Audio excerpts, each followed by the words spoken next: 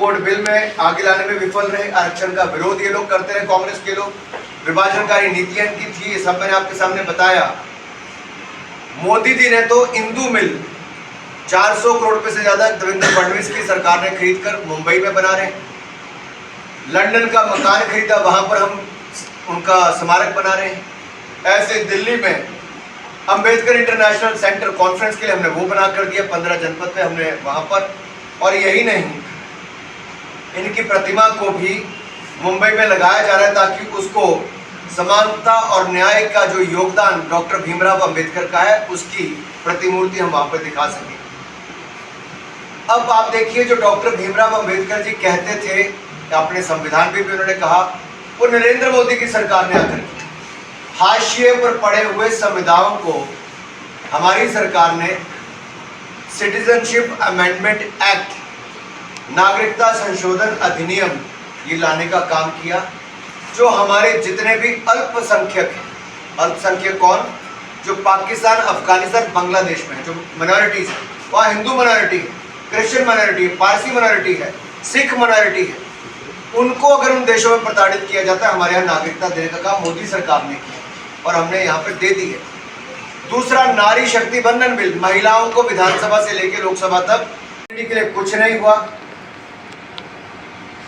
और राजीव गांधी जी के समय भी नहीं हुआ। लेकिन जब नरेंद्र मोदी जी की सरकार आई तो एनआईटी और शैक्षणिक संस्थानों में ओबीसी को आरक्षण दिया गया और national commission for backward caste, NCBC, यानी कि संवैधानिक दर्जा भी किसी ने दिया पिछड़े वर्ग को, तो नरेंद्र मोदी जी की सरकार ने दिया।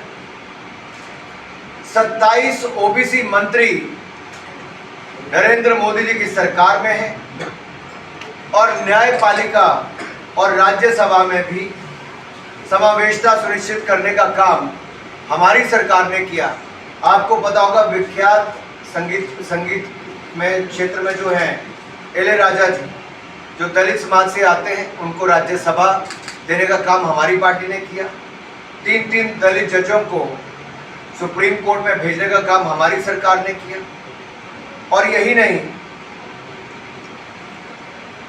ऐसे अनेकों कार्य हमारी सरकार ने किए हैं।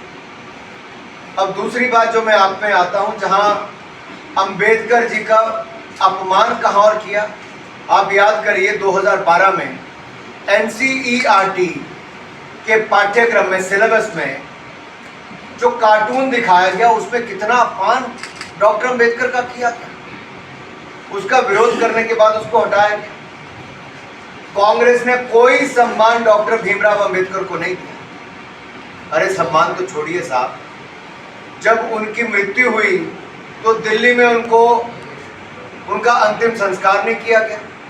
मुंबई उनके पार्थिव शरीर को भेजा गया और हवाई जहाज का भी कोई विशेष इंतजाम नहीं किया गया और उनकी पत्नी को हवाई जहाज से ले जाना पड़ा, उसका बिल भी उनको भेज दिया गया। आप सोचिए, कांग्रेस ने चुनाव तो हरवाया, मंत्रिमंडल से हराया, अपमानित कराया, कार्टून बनाया और मरने के बाद भी उनका अंतिम संस्कार भी नहीं होने दिया। और डॉक्टर भीमराव अंबेडकर का पोर्ट्रेट अगर हमारे सेंट्रल हॉल में लगना था, संविधान कक्ष में, वहां पर भी नहीं लगने दिया। प्रतिमा तो दूर की बात है। और जब भारत रत्न देने की बात आई तो पंडित नेहरू जी ने खुद को भारत रत्न ले लिया, इंदिरा जी ने खुद को भारत रत्न ले लिया, कांग्रेस पार्टी ने अपनी सरकार आने पर राजीव गांधी जी को भारत रत्न दे दिया, लेकिन डॉक्टर BR अंबेडकर को भारत रत्न कांग्रेस ने नहीं दिया।